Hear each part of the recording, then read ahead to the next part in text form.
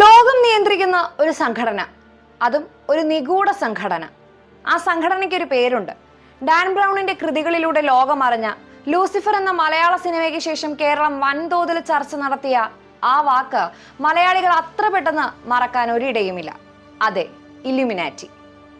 ലോകത്തിലെ ഏറ്റവും രഹസ്യാത്മക സ്വഭാവമുള്ള സംഘടനയാണ് ഇല്ലുമിനാറ്റി എന്നാണ് വിശ്വസിക്കപ്പെടുന്നത്. സത്യത്തിൽ അത്തരമൊരു രഹസ്യ സംഘടന ഉണ്ടോ എന്ന കാര്യത്തിൽ പോലും നൂറ്റാണ്ടുകളായി ചർച്ചകൾ നടന്നു വരികയാണ്. ഡാൻ ബ്രൗൺ തന്റെ ഏഞ്ചൽസ് ആൻഡ് ഡീമൻസ് എന്ന പുസ്തകത്തിലൂടെ ഏറെ പ്രശസ്തമാക്കിയ സംഘടനയാണ് ഇല്ലുമിനാറ്റി.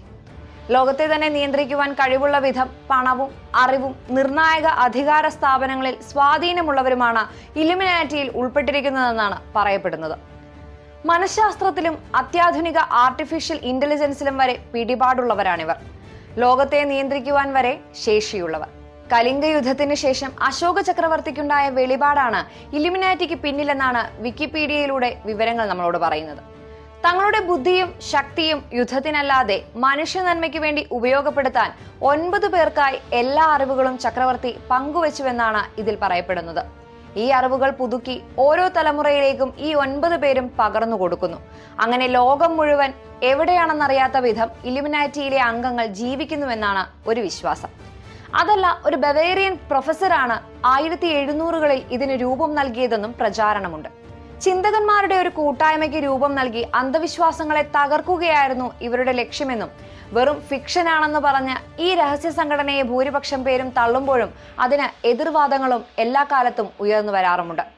മലയാളി ദമ്പതികളുടെ ദുരൂഹ മരണത്തോടുകൂടി പിന്നെയും സജീവ ചർച്ചാ വിഷയമാകുന്ന ഇല്ലുമിനാറ്റിയെ പറ്റി ഭരണരഥത്തിലുള്ളവർ തന്നെ പലപ്പോഴും പറഞ്ഞു വെക്കുകയുണ്ടായിട്ടുണ്ട്. അതിനുദാഹരണമാണ് കനേഡിയൻ പ്രതിരോധ മന്ത്രിയുടെ പ്രസ്താവനകൾ.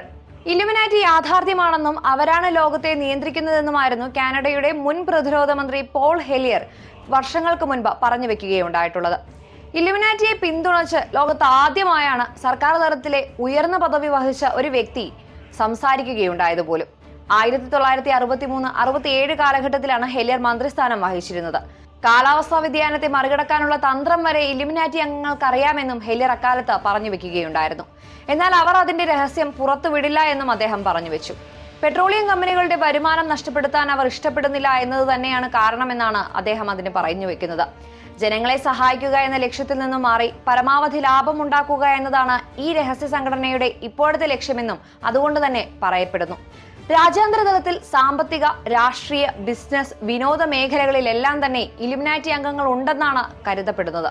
പെട്രോളിയം കമ്പനികളിലാണ് ഇവരിൽ പലർക്കും ഏറെ ഓഹരികൾ ഉള്ളതെന്നുമാണ് ഹെല്ലിയറുടെ വാക്കുകളിൽ നിന്നും വ്യക്തമാകുന്നത്. എന്താണെങ്കിലും ഇപ്പോഴും ഈ സംഘടന സജീവമാണ് എന്ന് തന്നെ കരുതപ്പെടുന്നുണ്ട്.